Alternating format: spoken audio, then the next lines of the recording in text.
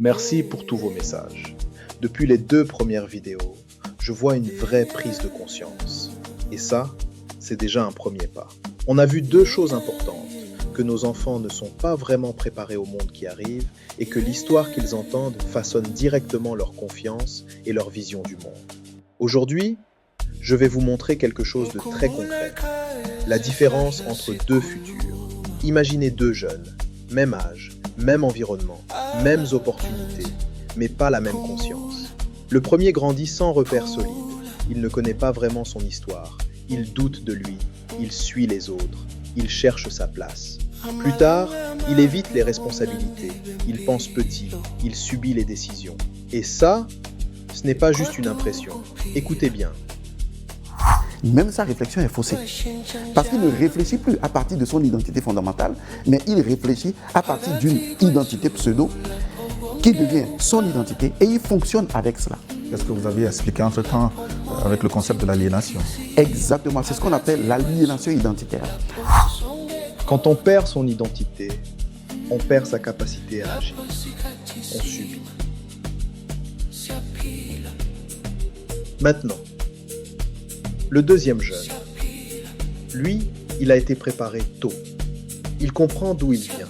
Il comprend comment le monde fonctionne. Il développe sa propre vision.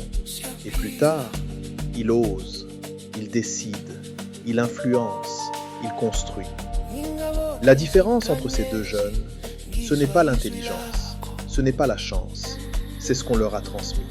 Et ça, c'est encore plus profond que ça. Regardez. La souveraineté n'est pas politique. Cela fait partie de l'expression de l'identité fondamentale d'un peuple. À partir du moment où un peuple reconnaît son identité fondamentale comme étant son premier devoir et son premier droit, ce peuple ne peut que réclamer une seule chose, la souveraineté. L'identité d'un peuple, c'est ce qui lui permet d'exister. Donc, un enfant qui comprend son identité tôt devient solide.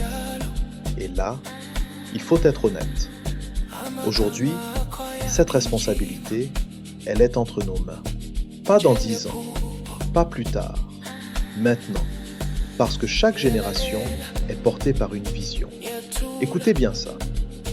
Ibrahim Traoré, le camarade, le chef de l'État, je me permets de l'appeler comme je le souhaite avec tout le respect, représente une personnalité et qui incarne cette ligne d'énergie, une ligne très importante, parce qu'il vient aujourd'hui avec une forme de révolution identitaire, il faut commencer par là d'abord, une forme de recompréhension de ce que nous sommes et de ce que nous sommes appelés à faire dans toute notre dignité en tant qu'Africains.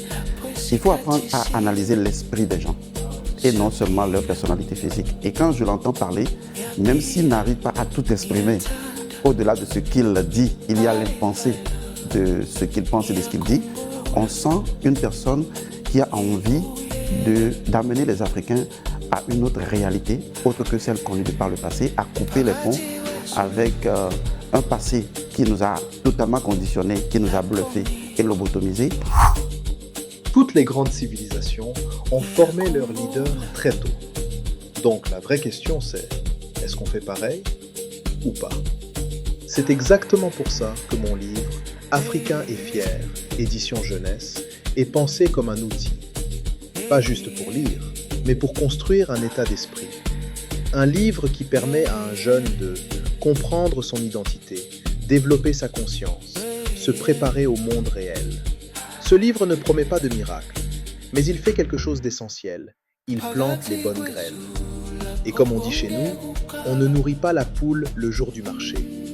Certains vont encore se dire « je verrai plus tard, ce n'est pas urgent ».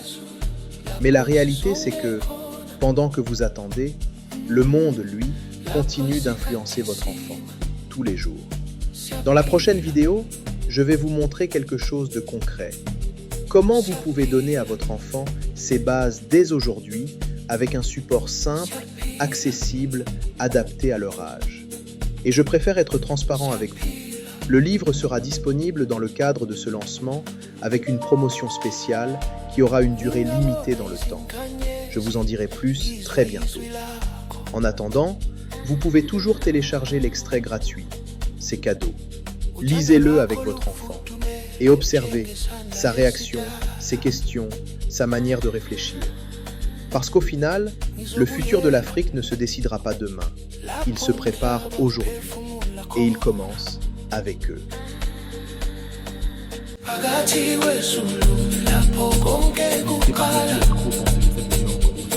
À la liker, à la partager et surtout à vous abonner à cette chaîne.